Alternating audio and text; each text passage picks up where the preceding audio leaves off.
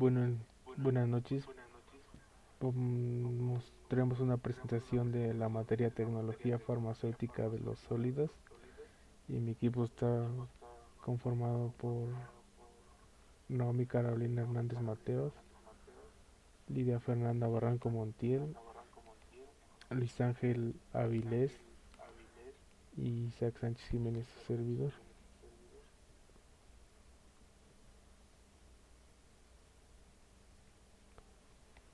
Bueno, vamos a empezar con las formas farmacéuticas parentales. Son preparaciones estériles destinadas a ser inyectadas o implantadas en el cuerpo humano o animal,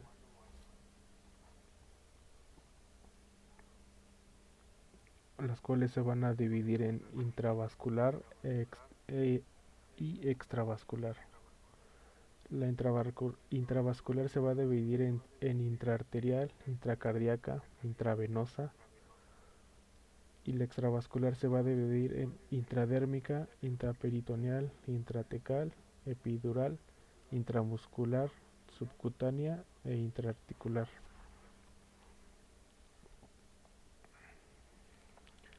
En la intravascular no hay fase de absorción, 100% de biodisponibilidad y mínima variabilidad interindividual. La intraarterial, el medicamento se inyecta directamente en una arteria que irriga a un órgano o un sector del organismo. Su utilidad contrasta en radiología y en citostáticos dirigidos a órganos determinados. Un ejemplo de un medicamento sería la vincistrina 2 mililitros y el metrostexato 50 miligramos. La intracardíaca únicamente se usa cuando una persona está en paro cardíaco, el corazón deja de bombear sangre al resto del cuerpo, lo cual se debe aplicar la inyección para revertir el proceso. Un ejemplo de esto sería la adrenalina al 0.1%. La intravenosa ofrece una respuesta rápida, intensa, sistémica, la cual se van a administrar fármacos o líquidos a través de una aguja o sonda insertada dentro de una vena. Esto permite el acceso inmediato del medicamento líquido al torrente sanguíneo. Un ejemplo de un medicamento sería la naloxona, la adrenalina y la atropina.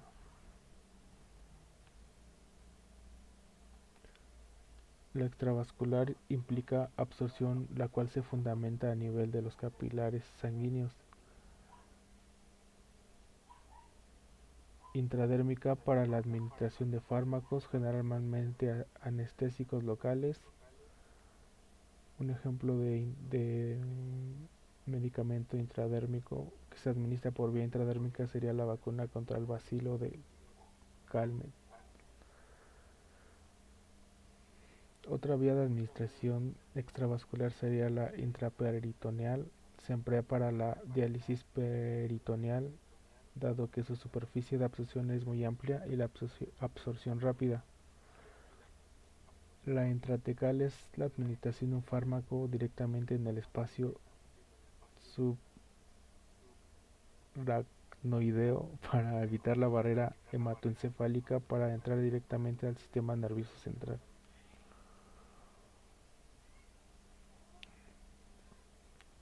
La vía epidural es la inyección de anestesia en el espacio que rodea los nervios raquídeos en la parte baja de la espalda. La vía intramuscular consiste en la introducción de sustancias medicamentosas en el tejido muscular, usada principalmente en aquellos casos que se requiere la mayor rapidez necesaria. Un ejemplo de medicamento muy usado por vía intramuscular sería la penicilina y la testosterona. La vía de administración subcutánea consiste en la introducción de sustancias medicamentosas en el tejido celular subcutáneo, y esta diferencia de la intramuscular es que es un poco más lenta su absorción. Y tenemos la vía de administración intraarticular, se refiere al ingreso de un fármaco radiofármaco, sustancia de diagnóstico que en ocasiones se le conoce como vía articular. Se administra en el seno del líquido sinovial y su utilidad sería para la artritis, la osteoartritis y la sinovitis traumática.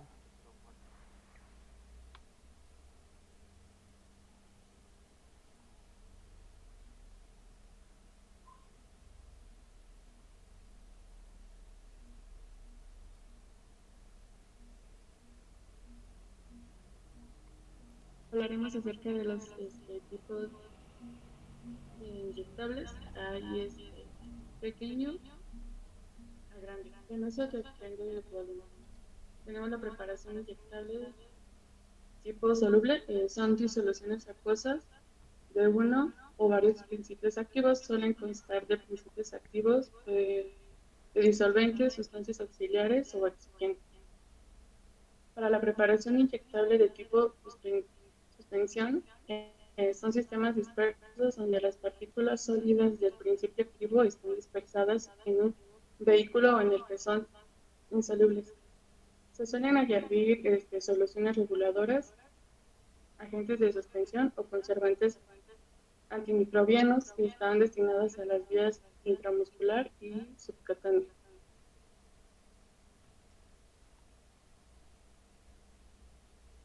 Tenemos la preparación inyectable tipo emulsión, son dispersos heterogéneos en un líquido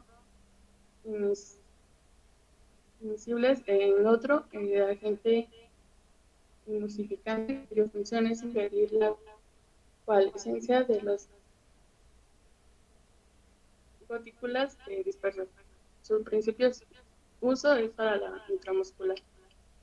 Tenemos otro que es el polvo de uso parental. Son principios activos envasados tras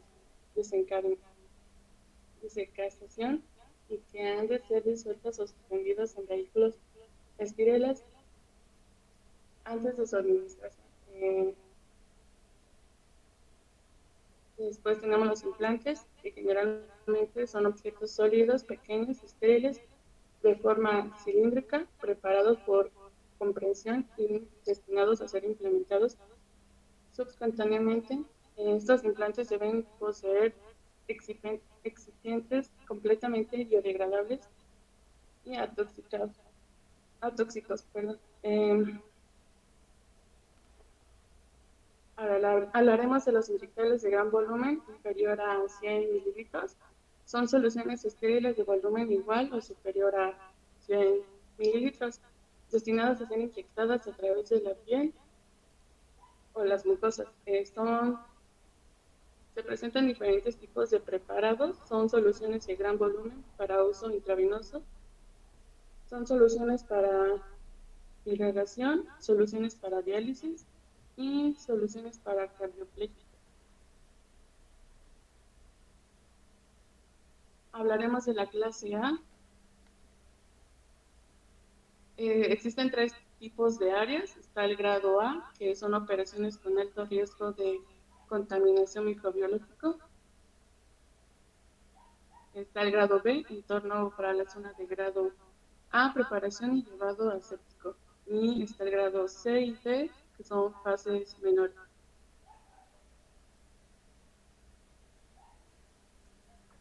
Para la área clase A, para la preparación, el cabello quedará cubierto por un tocado, que es verdugo, que se introducirá en el cuello del traje. Se utilizará una máscara facial para evitar que la cara desprenda gotas de sudor. Se usará guantes adecuados esterilizados de caucho u otro material plástico que no estén recubiertos de talco, calzado esterilizado o desinfectado. La parte inferior de los pantalones se introducirá dentro del calzado y las mangas dentro de los guantes. La ropa protectora no libera partículas alguna y retendrá las emitidas por el cuerpo. La misma se proveerá limpieza y esterilizar. Se proveerá para todo el personal empleado del área clase A, B, la ropa protectora limpia y esterilizada para cada sección de traje o al menos una vez al día de los resultados del monitoreo fijado.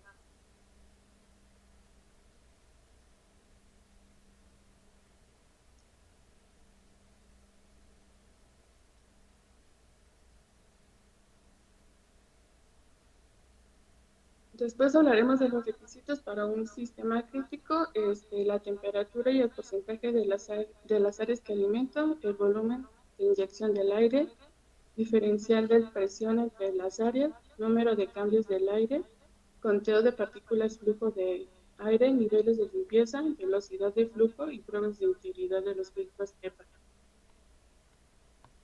Después están los controles, que son los análisis del peligro por proceso, identificación de los puntos críticos del control, determinación del límite o límites críticos, planteamiento de un sistema monitoreo, determinación de las medidas correctivas que se aplicarán, verificación de la eficacia del sistema implicado, realización del procedimiento y los registros correspondientes que evidencien el control de los procesos.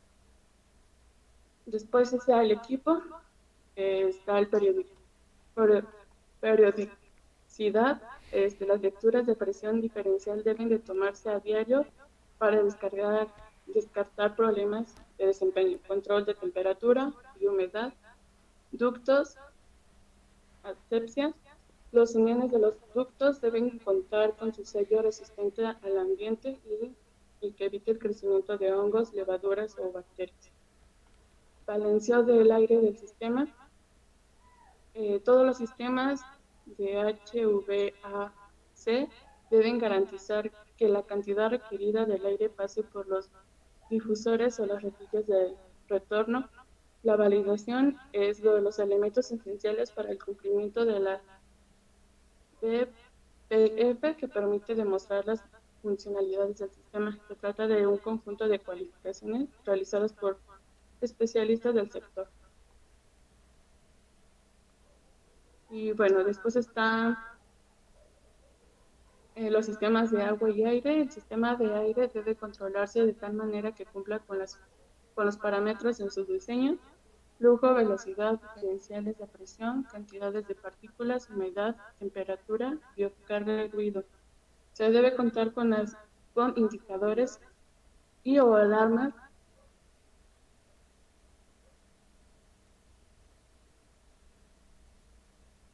para detectar oportunidades fallas en el sistema de aire para tomar las medidas necesarias. Después está el sistema de agua, que como cualquier materia prima del agua debe cumplir las normas de las buenas prácticas de manufactura, debe ser potable y cumplir con las pautas de la OMS para la calidad del agua para beber. Tipos de agua para uso farmacéutico: está el agua purificada, agua para inyectables, agua suavizada, agua para enjuague final, vapor puro o limpio, agua para el enfriamiento de autoclaves. Después están los métodos de obtención de agua para uso farmacéutico: destilación, intercambio iónico, permutaciones y osmosis inversa.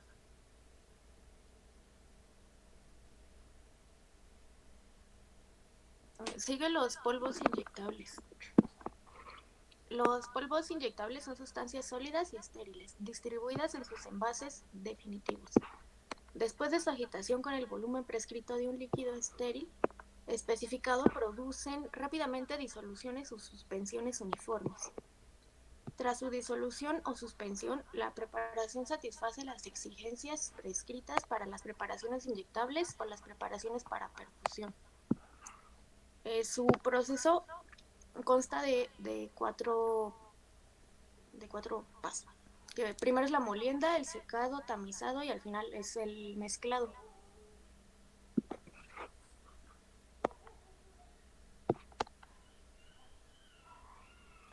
Para empezar, su trituración es la división de los sólidos. Es la reducción gruesa del tamaño cuando se parte de un material cuya dimensión característica excede de 5 centímetros, llegando a valores de 120 a 150 para algunas sustancias. La molienda consiste en la reducción del tamaño de partículas. Se parte de un material con dimensiones menores a la trituración y se habla de una molienda media, fina y ultrafina. Para esto existen distintos molinos como rodillos, de martillos o de púas, entre otros. Sigue el tamizado.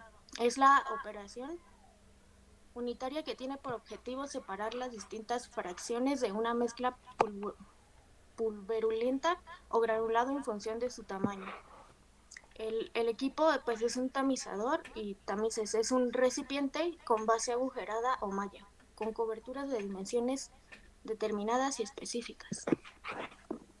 Por último, el mezclado. Su objetivo es conseguir una mezcla uniforme de los componentes del medicamento, de tal modo que cualquier porción de esa mezcla de materiales tenga idénticamente composición de otra porción y que el total de la muestra.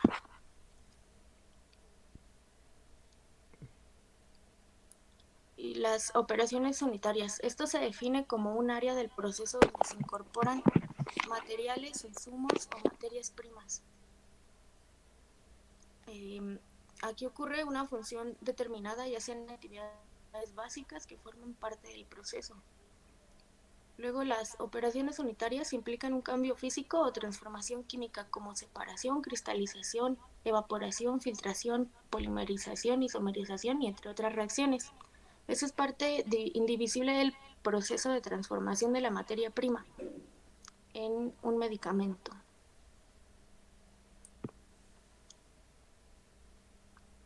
Las operaciones unitarias químicas en polvos.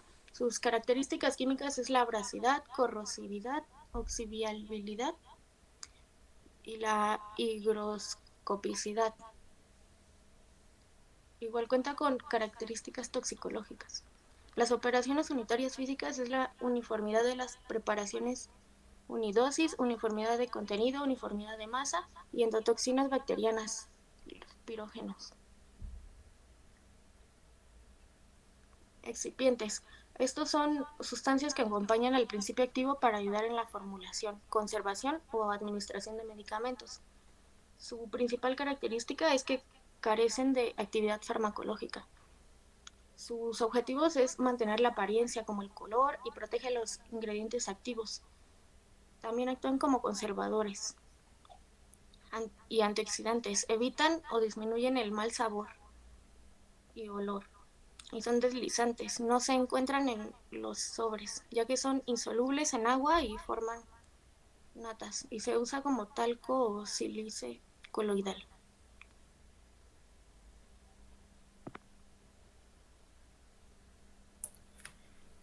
Bueno, la parte que me tocó fueron los parenterales de gran volumen.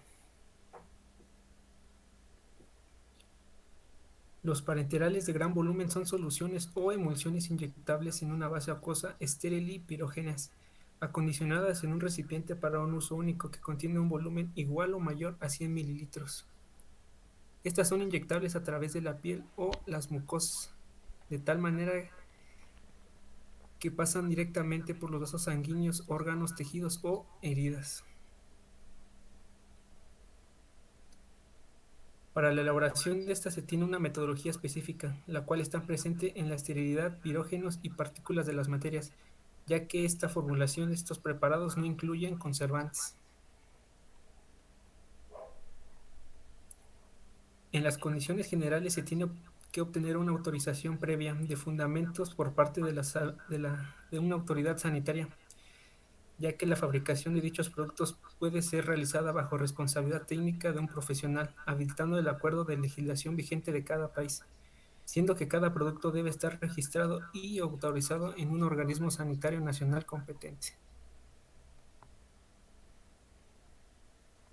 Teniendo en cuenta lo anterior, las condiciones específicas que tenemos en la materia prima como el material de envasado también presentan un cierto proceso de requisitos y recomendaciones no reguladas.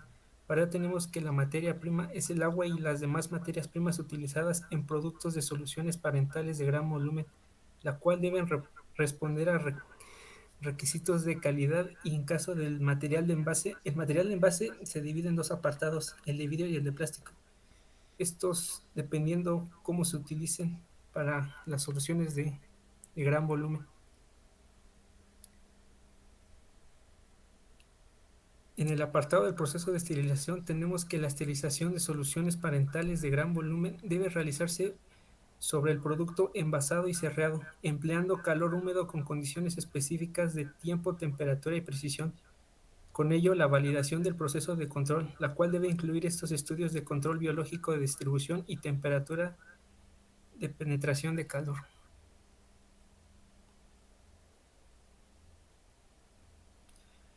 Para el control del proceso de esterilización se contemplan 4 pasos, los cuales son el control de temperatura. Este consiste en un termómetro de mercurio o su equivalente, calibrado con un mínimo de cada 3 meses. Se debe destacar el termómetro que presentan variaciones mayores a 0.5 grados centígrados en relación al termómetro de patrón.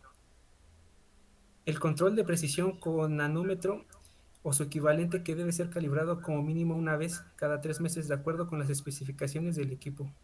El control microbiólogo en cada ciclo de esterilización utiliza indicaciones microbiológicos. Definición del número de identificación del equipo de esterilización y un ciclo del cual se realiza la esterilización. Siempre que un lote sea subdividido en fases, cada fracción del lote debe ser debidamente identificado.